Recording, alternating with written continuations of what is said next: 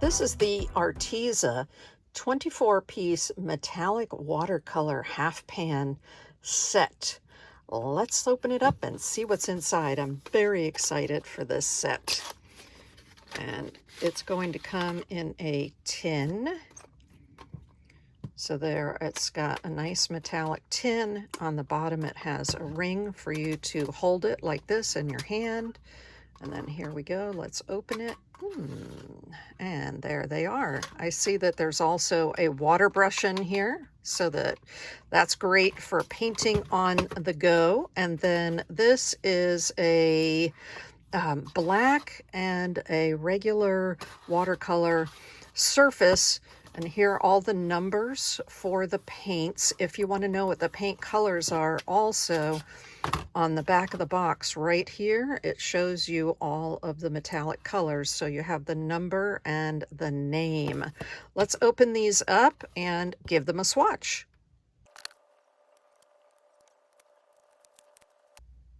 I realized partway through opening these that the color number and the color name are on the top, but when you open it, there is no color listed on the actual clear little pans that they come on.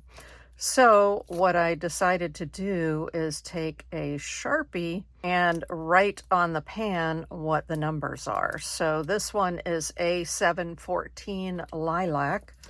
And so I have a big Sharpie for one side, A714. And I use a detail Sharpie for the other side and write the color on there.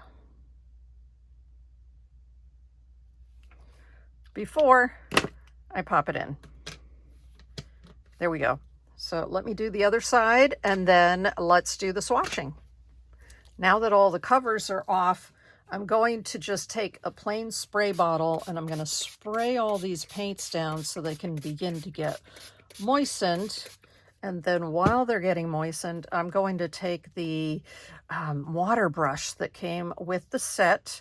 And my favorite way to fill a water brush is to use a dropper. So you can either take it to the sink or you can use a dropper like this. That way I find I get less water spilling everywhere if I use a dropper to do it. There we go. And we'll screw that back together. Now with the water brush, I find this comes dry. So in order to get it started, it says here push. So I'm just going to push a little bit until I get some water out. And let's go ahead and get started. Let me make sure that I have them in the right order. Remember on the back here, it shows you what the order is. Actually, it's saying it's the opposite direction. So let me turn this around because I want to follow along with the numbers that are on here. So the diamond white is A700. Like I said, I did write it on the sides of each one of these, but now they're going in the right direction. I also love that they gave me both the regular watercolor and the black. Another thing is on the back of here, they give you an idea of how to swatch.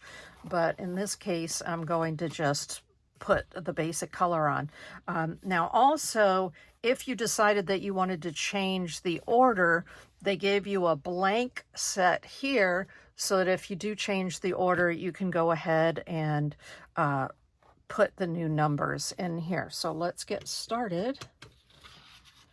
That first color is diamond white, then a lemon yellow, gold, so a nice bright gold, then a Aztec gold, which is much more like an antique gold. Next is copper, and one of my favorites is the glowing peach. It doesn't look very dark on the black though. And this is ballerina pink. Next is watermelon pink and cherry blossom pink.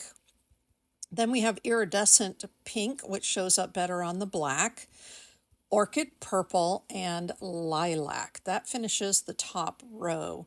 Then on the bottom row, we have Mars black, then silver, one of my favorites, bronze, lime green, which looks yellow on the black, lettuce green, iridescent green, jungle green, which is a nice dark green, love that one, cactus green, which almost has a blue to it, frosty blue, sky blue, powder blue, and then my favorite, plum purple.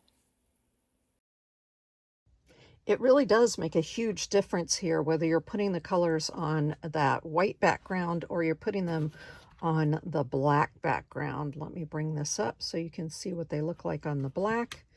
And here is what they look like on the white.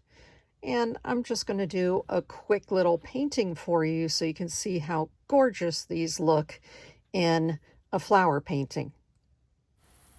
I started out with a cone flower using some of the pinks and then dove into that copper to make that little rounded top on the cone flower. And I grabbed some lettuce green for the stem. Now I'm using that plum purple to put in some lavender. So I'm doing a lavender stalk, but I wanted to look at the sheet to figure out which green I wanted, and I dove into the jungle greens, so that darker green. And then here is the lime green for the grass. Look at that sparkle. Oh my gosh, it gets me every time. I love that sparkle. Now let's go on to the black background, and you have to be a little different in the selection of your colors to get the same sort of imagery. So I started with that interference or iridescent pink, and I'm using the same plum purple, but it looks quite a bit different on the black paper. And here I'm using the cactus green because it'll show up better, and the lime green actually looks yellow on the black background.